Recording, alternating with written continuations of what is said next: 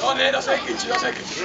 Dus wat gaan we doen? We proberen een groot feest te organiseren. Met popcorn en versiering en al.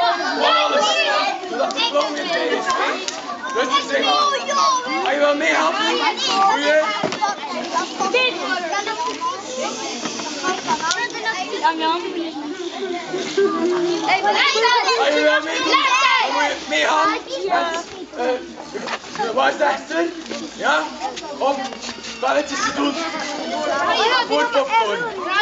Ga meegaan met de Westerscouts om een hindernissenparcours te doen. Om de tegen te houden. Om de ongelukkige klok te beschermen. Dan mag je nog met de 2 clowns daar, mag je meehelpen. Een groot podium met versieringen en van alles. Een groot feest te maken. Ja? Ja. Je mag nu gaan naar de clown.